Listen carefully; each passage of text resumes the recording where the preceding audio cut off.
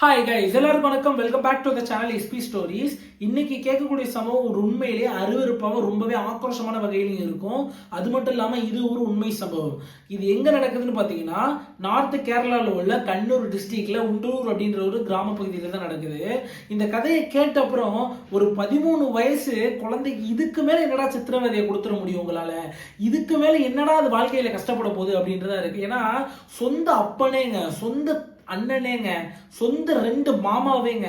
உண்மையிலே கேட்கறப்ப ரொம்ப அதிர்ச்சியா இருக்கு. உண்மையிலே இந்த மாதிரி சம்பவம் இந்த நாட்டில் நடக்குதா அப்படின்னு யோசிக்கிறப்பயே பயங்கரமா நமக்கே பயம் வருது அப்படின்னே சொல்லலாம். இதுல ஒரே ஒரு விஷயம் என்ன அப்படின்னா, குழந்தைக்கு இதெல்லாம் நடக்கிறதே தெரியலங்க. 3வது மனுஷன் சொல்லி தான் இதெல்லாம் தப்புன்னு அந்த குழந்தைக்கு தெரியுது. என்ன நடக்குது அப்படின்னா, ஒரு ஸ்கூல்ல நல்லபடியா ஒரு பொண்ணு படிச்சுக்கிட்டு இருங்க, 13 வயசு பொண்ணு. என்ன நடக்குது அப்படின்னா, ஸ்கூல்ல பாடம் நடக்கிறப்ப தூங்கி தூங்கி விழுந்துகிட்டே இருக்கு. டீச்சர்ஸும் கவனிச்சுக்கிட்டே இருக்காங்க.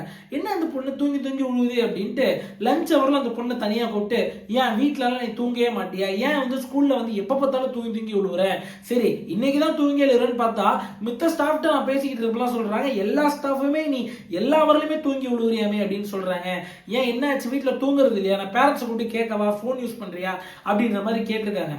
அந்த பொண்ணு கிரிச்சுக்கிட்டே சொல்லுது, இல்ல மேடம் தூங்க முடியாது, எங்க அப்பா என்கிட்ட விளையாண்டுக்கிட்டே இருப்பாரு, அதனால எனக்கு தூக்கம் வராது அப்படின்னு சொல்லுது.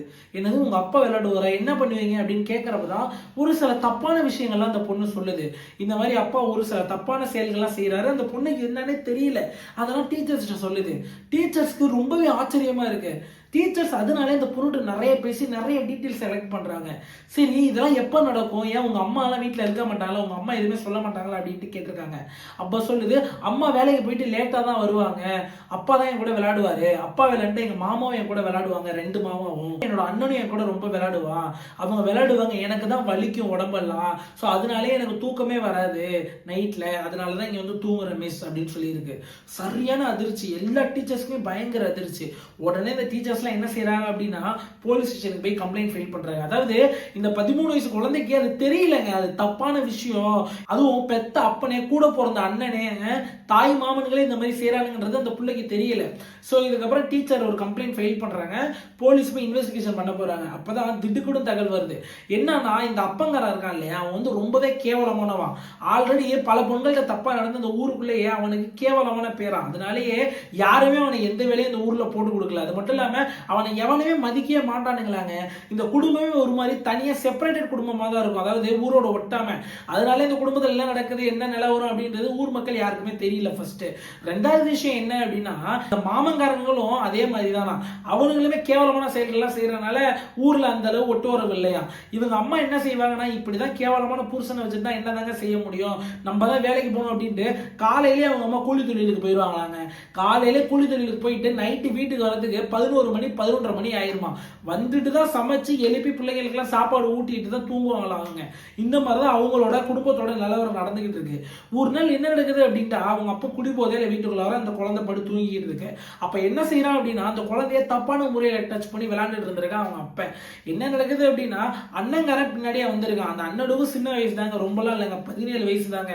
அவனு என்ன செய்யறான் அப்படின்னா, அவங்க அப்பா பண்றதை பார்த்துட்டு நானும் பண்றேன் அப்படின்ற மாதிரி ஏதோ பேசியிருக்கானுங்க. அவனுக்குள்ள என்ன நடந்தது அப்படின்றதெல்லாம் ரிப்போர்ட், எந்த போலீஸ் ரிப்போர்ட் எதுலையுமே இல்லை. ஆனா என்ன செஞ்சிருக்காங்க அப்படின்னா, அவங்க அண்ணனும் அதுல ஈடுபட்டிருக்கான்றதா ரிப்போர்ட்ல இருக்கு. அவங்க அண்ணன் அப்பா 2 பேரும் தப்பு பண்ணிருக்காங்க. இந்த பிள்ளைக்கு என்னன்னே தெரியலங்க, சின்ன பிள்ளைங்க, அதுக்கு எதுவுமே விவரம் பத்தல. அதுக்கப்புறம் என்ன நடக்குதுன்னா, இது 2ஐயும் பார்த்த அந்த மாமங்காரனுங்க அவனுங்களும் இந்த பிள்ளை யூஸ் பண்ணிக்கிறானுங்க. ஏன்னா இந்த பிள்ளை வெளியே அவங்க அம்மாட்ட அந்த அளவு பேச மாட்டேது, சொல்ல மாட்டேது. ஏங்க ஒரு விஷயம் தப்புன்னு தெரிஞ்சாதானே அதை போய் யாருன்னா கம்ப்ளைண்ட் பண்ண தெரியும். அதுவும் ஏதோ ஒரு 3வது மனுஷன் பண்ணா கூட இவங்க போயிட்டு அம்மாட்டே இந்த பிள்ளை சொல்லும், இந்த மாதிரி அந்த ஆளு இந்த மாதிரி தொடராருமா, என்னதுமா அப்படின்னா என்னதுமா, ஏமா என்ன இந்த மாதிரி டச் பண்றாங்கன்னு சொல்லும். பெத்த அப்பன், கூட பிறந்த அண்ணன், தாய் மாமனங்களே பண்றவன் அந்த பிள்ளைக்கு இது தப்புனே தெரியல, அதனாலே ரொம்ப விட்டுருச்சு. என்ன செய்யறாங்க, போலீஸ்ட போறாங்க, போலீஸ்ட கேஸ் ஃபைல் பண்றாங்க, போலீஸையும் ஃபுல்லா ஃபேமிலி அரெஸ்ட் பண்றாங்க. இந்த பிள்ளைய ஒரு காப்பத்துல போய் வைக்கிறாங்க.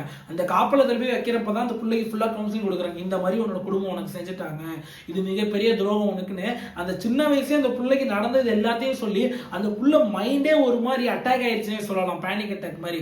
அதாவது போலீஸ் வந்து கேட்குறாங்க, உங்க அம்மா கூட போறியா நீனு, உங்க அம்மா வந்து உன்னை கூப்பிடுறாங்க அப்படின்ட்டு. அந்த புள்ள நாளை எங்க அம்மாவோட இனிமேல் போக மாட்டேன் அப்படின்னு சொல்லுது.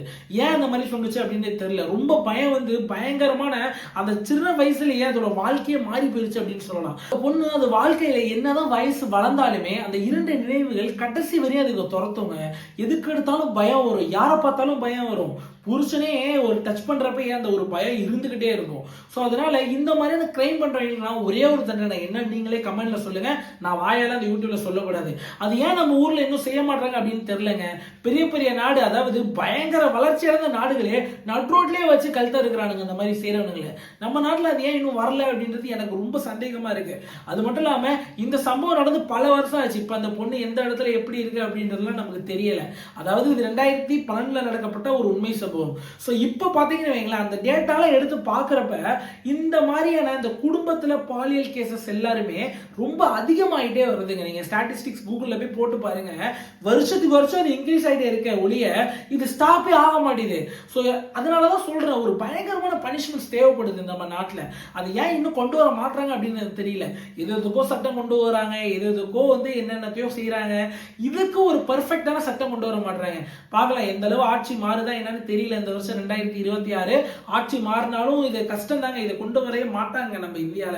ஏன்னா இவங்க ரொம்ப இந்த மனித உரிமைகள் இந்த மாதிரி நிறைய பேசுறாங்க. ஆனா நல்ல மனுஷனுக்கு எந்த உரிமையும் செய்ய மாட்டாங்க. பிக்காலி பயிடுவோ கிரிமினல் இவங்களுக்கெல்லாம் பல உரிமைகள் இருக்கு.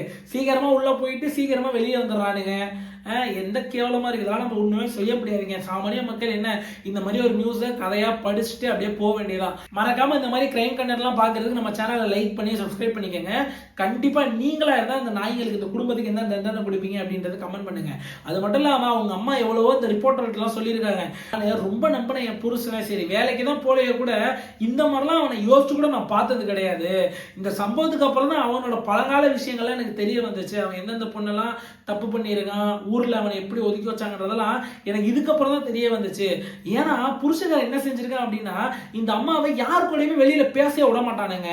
ஊர்ல யார்த்தையாவது பேசிக்கிட்டு இருந்தாலே ரூம்ல போட்டு அடிக்க ஆரம்பிச்சிருவான். நீ எதுக்கு அவள்கிட்ட பேசிக்கிட்டு இருந்த, தண்ணி பிடிக்கிற இடத்துல போனா கூட நின்று வேடிக்கை பார்த்துட்டே இருப்பானா. பொண்டாட்டி தண்ணி பிடிச்சி நேரம் வீட்டுக்கு தான் எவ்வளோத்தையும் வாங்கி கொடுக்க கூடாது அப்படின்ட்டு பார்த்துக்கிட்டே இருப்பானா. ஏன்னா இவனோட சுயரூபம் எதுவும் தெரிஞ்சிடக்கூடாதுல்ல. அதனாலேயே இந்த மாதிரி குடும்பத்தையே ஒரு மாதிரி கட்டுப்படுத்தியே வச்சிருந்திருக்கான் அந்த நாய். ஸோ இதனாலே அவங்க அம்மாவுக்கு எதுவுமே தெரியல அப்படின்னு ரிப்போர்ட்டர் சொல்லியிருக்காங்க. இன்னொரு விஷயம் என்னன்னா, அவங்க அம்மாவுக்கு அதிர்ச்சி, அந்த 17 வயசு பையன் இந்த மாதிரி செய்வான்னு நினைச்சு கூட பார்க்கலையாம். அதாவது ரொம்ப அதிர்ச்சியா இருக்கு. அவங்களுக்கே வாழையே பிடிக்கலையாம். ஏன்னா யோசிச்சு பாருங்க, ஒரு ஒத்த பொம்பளை காலையில வேலைக்கு போயிட்டு 11:30 வந்துட்டு 11:30 மேல சமைச்சு போடுறாங்க. எவ்வளவு கஷ்டத்தை அனுபவிச்சிருப்போம் யோசிச்சு பாருங்க. புருஷனும் ஒன்றும் காசு கொடுக்கறது இல்லை, இந்த பிள்ளைங்க கூல் ஃபீஸ் கட்டணும், அது இல்லாம கடன்லாம் இருக்கு அதெல்லாம் கட்டணும். எந்த அளவு கொடுமை பாருங்களேன். இந்த கொடுமையில பெத்த மகனே தங்கச்சியை போயிட்டு இந்த மாதிரி செய்யறப்ப எவ்வளவு கேவலமா இருக்கு. இதெல்லாம் நம்ம பார்த்துட்டு கடந்து போயிட வேண்டியதானங்க. நம்ம சேனலுக்கு யாருன்னா புதுசா வந்துருக்கீங்கன்னா மறக்காம லைக் பண்ணி சப்ஸ்கிரைப் பண்ணிக்கோங்க. இந்த மாதிரி டெய்லியுமே கிரைம் கதைகள் கேட்கறதுக்கு மறக்காம சப்ஸ்கிரைப் பண்ணி வச்சுக்கோங்க. நன்றி, வணக்கம்.